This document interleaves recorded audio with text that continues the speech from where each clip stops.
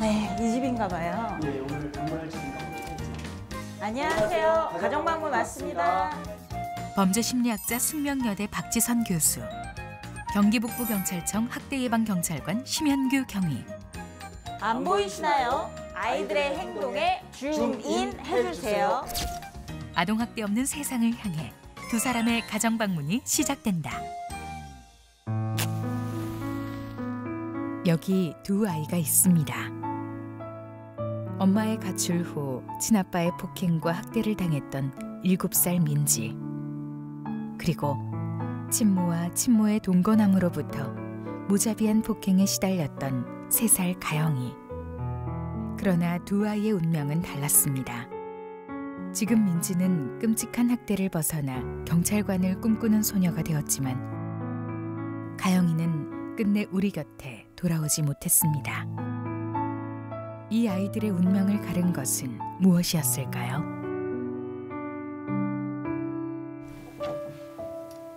아, 여기가 아이들 방인가 봐요. 예, 그런 것 같습니다. 저희가 가정방문이라는 컨셉으로 지금 가정 공간 안에 들어와 있는데요. 예. 겉으로 보기에는 너무나도 편안하고 안락해 보이는 공간인데 학대받는 아이에게는 매일매일 너무나 고통의 현장이었을 것 같습니다. 네, 이렇게 평범해 보이는 안방이지만 사실 이런 현장도 아동 학대가 발생할 수 있다는 거잖아요. 사실 아동학대의 80%는 가정 내에서 발생하고요. 가해자의 또 80%는 양육 당사자인 부모입니다. 우리가 이렇게 문을 열고 관심의 손길을 내밀어 주기 전까지 아동은 철저히 고립되어 얼마나 힘들었을지 상상할 수 없겠습니다. 저희가 또 다른 공간으로 한번 이동해 볼까요? 예, 알겠습니다.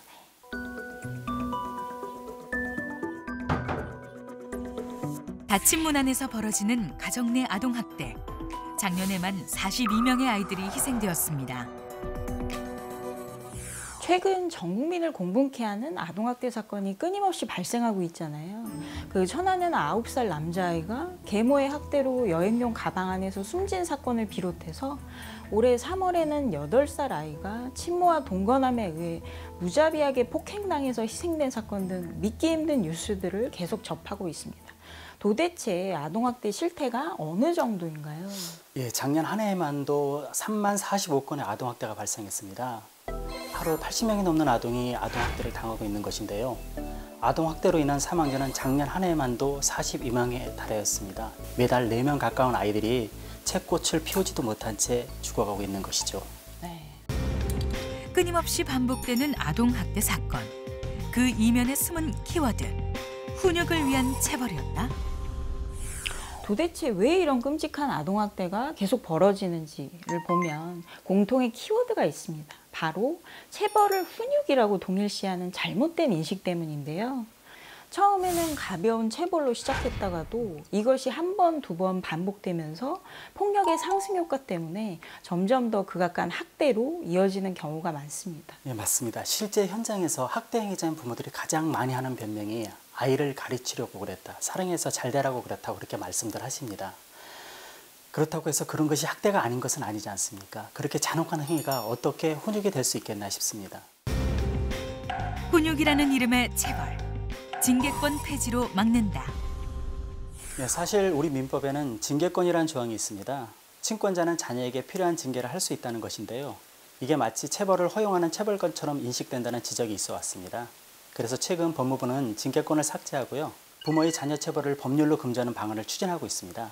상당히 의미 있는 변화라고 생각합니다. 사실 세계 59개국에서 체벌금지법을 시행 중인데요. 특히 스웨덴은 체벌금지법안 통과 후에 체벌이 5% 수준으로 감소했다고 합니다. 체벌은 더 이상 사랑의 매로 포장될 수 없고요. 훈육을 인정한 학대라는 인식이 더욱 확산되길 바랍니다. 아동학대의 범주에 대해서도 정확한 인식이 필요할 것 같은데요. 단지 신체적으로 때리는 것만이 학대냐? 아니거든요. 언어적인 폭력이나 수치심을 주는 등의 정서적인 폭력, 성적인 학대, 아이에게 필요한 의식주를 제대로 제공하지 않거나 병원에 데려가지 않는 방임행위, 이 모든 것들이 아동학대에 포함됩니다. 더불어 우리 사회에는 여전히 가정 내 체벌에 대해서 관대한 인식이 존재합니다. 하지만 아이는 훈육과 통제의 대상이 아니라 권리의 주체이자 양육과 사랑의 대상이기 때문에 이런 인식의 전환이 이루어져야 하지 않을까 생각합니다. 재학대로 이어지는 악순환의 고리. 그 이면의 숨은 키워드는 부모님과 살고 싶어요. 반성하고 있습니다. 아동학대 사건에서 많이 놓쳐왔던 시그널이 있는데요. 바로 학대받은 아이가 가해자인 부모와 계속 같이 살겠다 이렇게 말하는 경우가 꽤 많다는 것이죠. 그 아이에게는 부모가 가해자인 동시에 생존을 위해 가장 크게 의지할 수밖에 없는 존재입니다. 그래서 학대를 받았어도 부모와 떨어져 살겠다 이렇게 말을 하기가 쉽지 않습니다. 아이들은 가해자로부터 완전히 분리된 이후에 자신이 안전하다, 정말 안전하다는 것을 느낀 이후에야 진짜 속마음을 이야기하는 경우가 많습니다. 예, 마음 아픈 부분입니다. 그동안 아동복지법상 피해 아동을 보호할 경우 친권자가 요청하면 아동을 돌려보낼 수밖에 없는 상황이 많았습니다. 2019년도에 접수된 피해 아동들 중 82%가 원가정으로 다시 복귀했습니다. 그러다 보니 안타깝게도 재학대율이 11%에 달했습니다. 정부에서도 이런 문제들을 보완하기 위해 2019년 12월 24일부터 강화된 가정복귀 절차를 실시하고 있습니다. 지자체 아동복지심의위원회에서 아동의 최선의 이익을 고려해서 보호 종교를 심의 결정해서 재학대 발생 등을 최대한 방지하고 있습니다.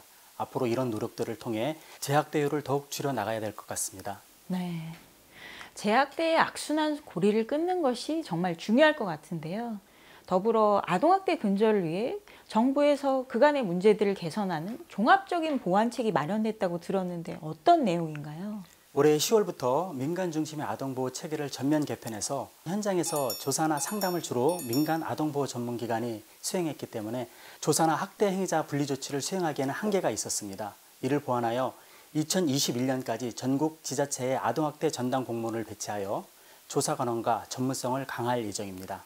이번 개정을 통해 지자체가 아동보호의 컨트롤 타워 역할을 하게 되기 때문에 그간의 문제점들이 많이 보완되리라 기대합니다. 아동학대를 예방하는 첫걸음. 저 아이도 혹시 당신의 의심과 신고가 한 아이의 생사를 가를 수 있습니다. 저희가 가정 방문이라는 컨셉으로 가상의 가정공간 안에 들어와 있는데요. 이건 사건이 벌어진 후가 아니라 미리 사전에 각 가정들을 살펴보고 피해를 조기 발견해서 아동학대를 예방하자는 의미입니다. 하지만 아동학대의 특수성 때문에 여전히 신고를 주저하는 경우도 많은 것 같습니다. 실제 한 설문조사를 보면 아동학대 의심 상황에서 신고를 꺼리는 이유가 남의 가정사에 참견하는 것 같아서 혹은 내가 오해하는 것일까 봐 이런 이유가 많다고 합니다. 이제는 보다 더 적극적으로 바뀌어야 하지 않을까 싶습니다. 예, 그렇습니다. 아동학대에 대한 국가의 개입은 신고에서 시작이 됩니다. 신고가 되어야만 발견될 수 있고 지원과 처벌이 이루어질 수 있기 때문에 신고야말로 아동학대 예방의 첫 시작입니다. 또한 법에 의해서 신고자는 신분을 보호받을 수 있기 때문에 꼭 행동해 주셨으면 좋겠습니다. 그럼 구체적으로 아동학대 신고는 어떻게 할 수 있으며 또 어떤 상황에서 신고를 해야 하는지 좀 알려주시죠. 예, 아동학대 신고 방법은 정말 간단합니다. 수화기를 들고 112에 전화하여 의심사항에 대해서 말씀하시면 되는데요. 아이지킨콜 앱을 통해서도 문자 신고가 가능하기 때문에 부담을 덜고 신고해 주시기 바랍니다.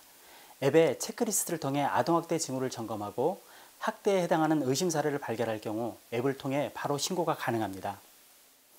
아동학대가 의심되는 경우들로는 첫째, 뚜렷한 이유 없이 지각이나 결석이 잦은 경우, 둘째, 위생 상태가 불결하고 계절에 맞지 않는 옷을 입고 다니는 경우, 셋째, 부모를 지나치게 무서워하는 경우, 네 번째, 계속 들리는 주변의 울음소리, 비명소리, 다섯째, 다치기 어려운 부위의 상처들, 여섯째, 필요한 의료적 조치를 하지 않는 경우, 일곱째, 나이에 맞지 않는 성적 행동, 여덟째, 아동이 실수에 대한 과민 반응을 보일 때, 편의점 근무자 신고 방법으로는 경찰청과 편의점이 협업하여 편의점 근무자들은 학대 아동으로 의심되면 포스를 통해 원터치 시스템으로 경찰에 바로 신고가 가능합니다.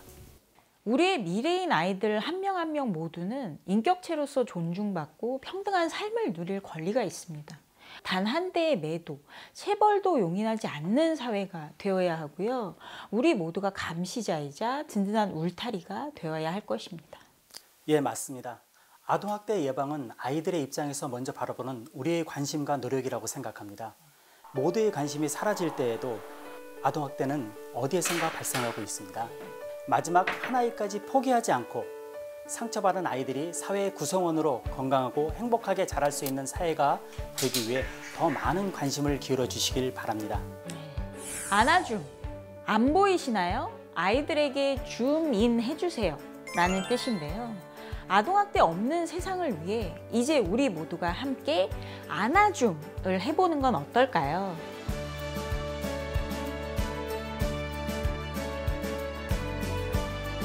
여러분의 무관심도 학대입니다.